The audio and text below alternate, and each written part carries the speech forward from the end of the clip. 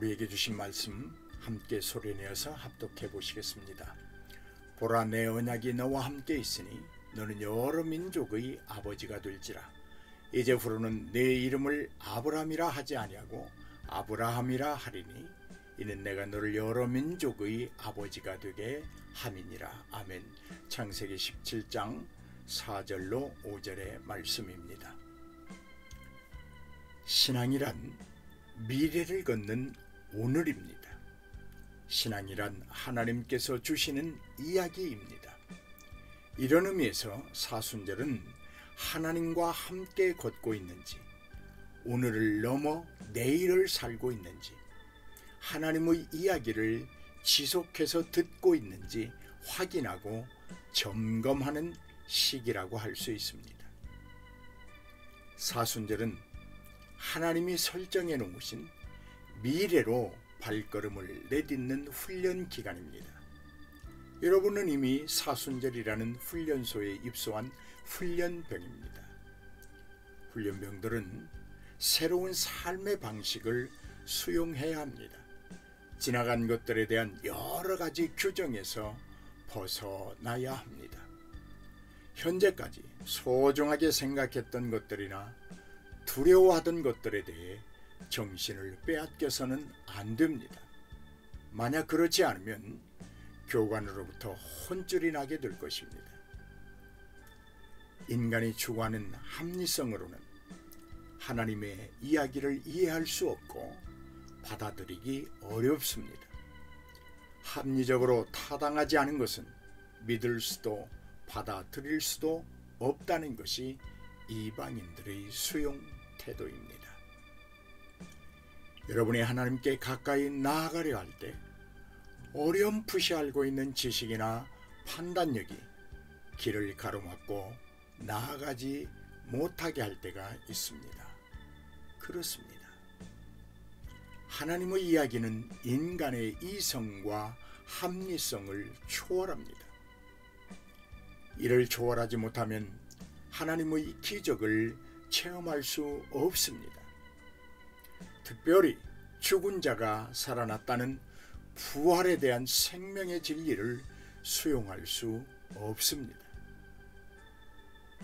인간의 이성을 초월하고 생각을 넘어선다는 것은 자신의 것을 모두 다 내려놓는 것을 말합니다.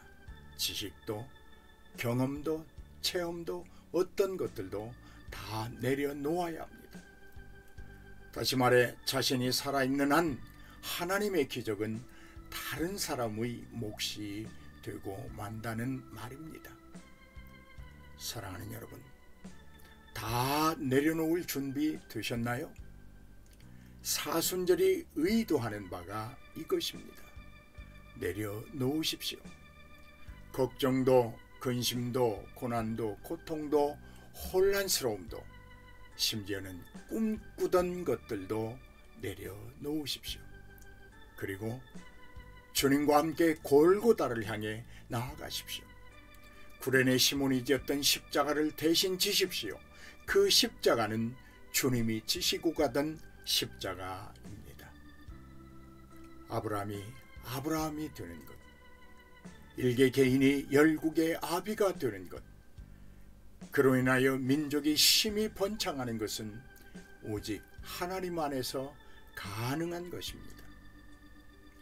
하나님의 미래 속으로 나아가는 자들에게 물질 제일주의를 버리고 주님 제일주의로 나아가는 자들에게, 이웃을 위해 자신의 것을 기꺼이 내어놓는 자들에게, 정의롭지 못한 세상에서 하나님의 정의를 실천하는 자들에게, 폭력과 착취에 깊이 빠져있는 세상에서 정의와 평화를 실천하며 향기내는 자들에게, 받아야 할 것들이 많음에도 그 재물을 기억하지 않는 너그러운 자들에게, 침묵과 위협 앞에서 타인을 위하여 증언하는 자들에게, 이들을 실천하기 위해 모인 교회들에게 하나님이 이루시길 원하시는 하나님의 약속들이 차고 넘쳐납니다.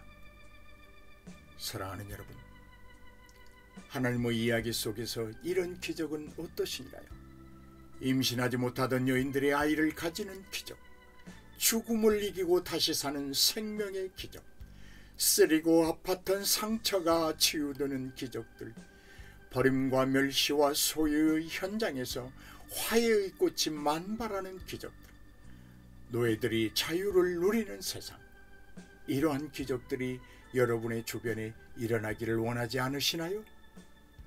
원하신다면 우리가 전해야 합니다.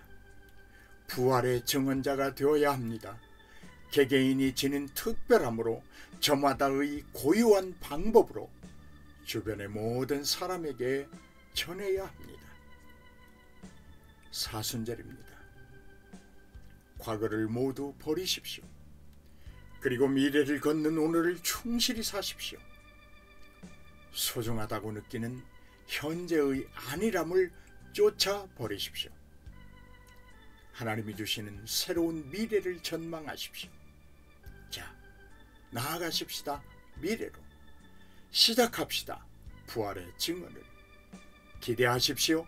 아브라함이 되는 은혜를 누리십시오. 만민이 나로 인하여 누릴 축복을 말입니다. 사랑하는 여러분, 이러한 축복과 기적이 충만하시길 기도하며 축복합니다. 할렐루야. 이제 말씀을 기억하시면서 말씀 속으로 더 깊이 나아가시겠습니다. 할렐루야.